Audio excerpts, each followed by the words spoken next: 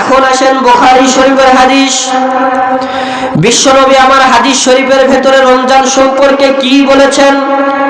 নবী আমার রমজান সম্পর্কে বুখারী শরীফের ভেতরে বলেছেন, ওয়ামান কামা রমাযান ঈমানান ওয়া ইহতিসাবান গুফিরা লাহু মা তাকদ্দামা মিন যামবিহি। যে ব্যক্তি রমজান মাসের রোজাগুলি থাকলো, আমি আল্লাহ পাক রব্বুল আলামিন তার জিন্দেগীর সমস্ত গুনাহ খাতাগুলোকে মাফ করে দিব। আল্লাহু আকবার বলে। ওয়ামান কামা রমাযান ঈমানান ওয়া ইহতিসাবান গুফিরা লাহু মা তাকদ্দামা মিন যামবিহি। যারা রমজান মাসের রোজাগুলি সুন্দর করে রাখে, রমজান মাসের রোজাগুলি পরিপূর্ণভাবে আদায় করে, আমি বিশ্বনবী বলে দিলাম আমার আল্লাহ খুশি হয়ে ওই ব্যক্তির সমস্ত জিন্দেগীর গুনাহ খাতাগুলোকে মাফ করে দেয়। আবার বিশ্বনবী আবার বলেন, ওয়ামান কামা রমাযান লাইলাতুল কদরি ঈমানান ওয়া ইহতিসাবান গুফিরা লাহু মা তাকদ্দামা মিন যামবিহি।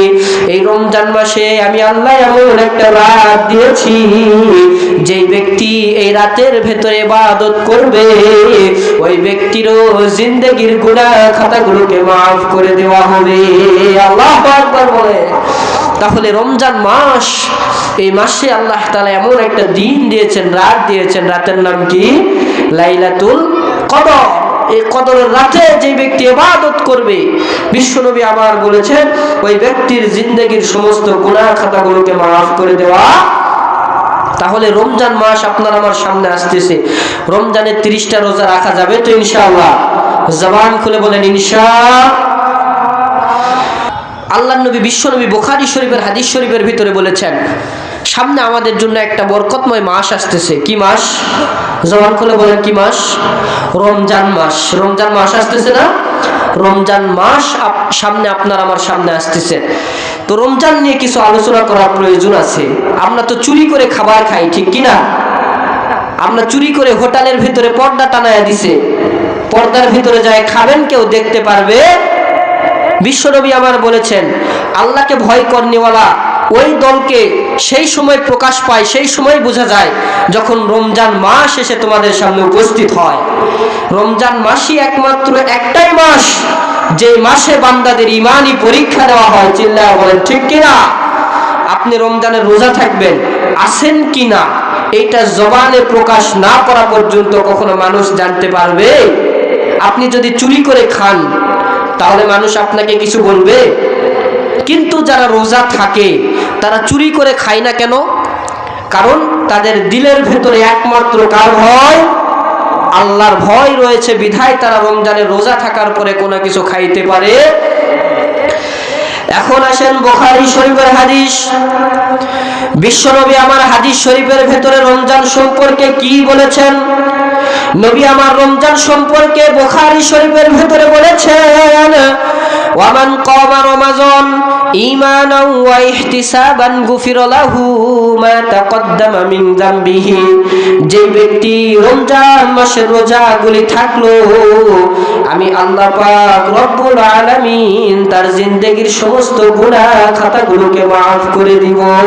আল্লাহু আকবার বলে। ওয়ামান কামা রমাযান ঈমানান ওয়া ইহতিসাবান গুফিরা লাহু মা তাকদ্দামা মিন যামবিহি। যারা রমজান মাসের রোজাগুলি সুন্দর করে রাখে, রমজান মাসের রোজাগুলি পরিপূর্ণভাবে আদায় করে, আমি বিশ্বনবী বলে দিলাম আমার আল্লাহ খুশি হয়ে ওই ব্যক্তির সমস্ত জিন্দেগীর গুনাহ খাতাগুলোকে মাফ করে দেয়। আবার বিশ্বনবী আবার বলেন, ওয়ামান কামা রমাযান লাইলাতুল কদরি ঈমানান ওয়া ইহতিসাবান গুফিরা লাহু মা তাকদ্দামা মিন যামবিহি।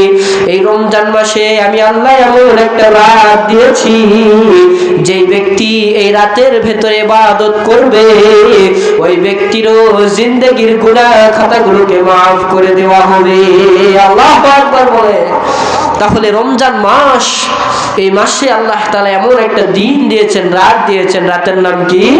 লাইলাতুল কদর।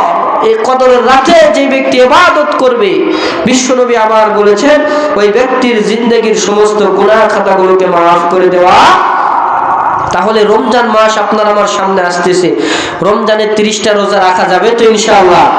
জবান খুলে বলেন ইনশাআল্লাহ। বিশ্বনবী আমার রমজান সম্পর্কে আরো বলেছেন, বুখারী শরীফের বর্ণনার ভেতরে পাওয়া যায়, যেই ব্যক্তি রমজানের রোজা থাকে, রোজা থাকার পরে সারাদিন মুখের ভেতরে কোনো কিছু দেয় না, তার মুখের ভেতর থেকে দুর্গন্ধ বাহির হতে থাকে। পৃথিবীর মানুষের কাছে এই দুর্গন্ধ নিকৃষ্ট হইতে পারে, কিন্তু আমি আল্লাহ রব্বুল আলামিন বলে দিলাম, প্রত্যেকটা রমজান মাসে রোজাদার ব্যক্তিদের মুখের দুর্গন্ধ আমি আল্লাহর কাছে এতটা পছন্দের, এতটা মহব্বতের, আমি আল্লাহর কাছে জান্নাতের একটা ইট থাকবে স্বর্ণের, তার মাঝখানে যে মশলাটা থাকবে, এই মশলা থাকবে জাফরান যুক্ত সুগন্ধ মাটি। এই সুগন্ধ মাটির চাইতেও রোজাদার ব্যক্তির মুখের দুর্গন্ধ আমি আল্লাহর কাছে বেশি বেশি প্রিয়। আল্লাহু আকবার। বিশ্বনবী আমার আরো বলেছেন, রমজান মাসে যেই ব্যক্তি রোজাগুলি রাখে, ওই ব্যক্তি যেই জমিনের ভেতরে পাড়া দিবে, যেই জমিনের ভেতরে পাগুলি রাখবে, এই জমিনটা কিয়ামতের ময়দানে সাক্ষী দিবে, ওগো আল্লাহ, আপনার রোজাদার ব্যক্তি আমার জমিনের বুকে পাড়া দিয়ে দিয়ে হেঁটেছে, ইফতার করার জন্য গিয়েছে, তারাবির নামাজটা আদায় করার জন্য গিয়েছে। আমি আল্লাহ আজকে সাক্ষী দিলাম যে রোজাদার ব্যক্তি আমার উপর দিয়ে হেঁটে হেঁটে নামাজ আদায় করার জন্য গিয়েছে, রমজানের রোজা থেকে ইফতার করার জন্য গিয়েছে, আমি সাক্ষী দিলাম ওগো আল্লাহ, এই ব্যক্তিকে আপনি বিনা হিসাবে জান্নাত দান করে দেন। সুবহানাল্লাহ বলে। তাহলে আল্লাহ তাআলার কত দয়া, কত মায়া আল্লাহ, সেই আল্লাহ তাআলাকে যদি আপনি আমি গালি দেই কেমন লাগবে বলেন?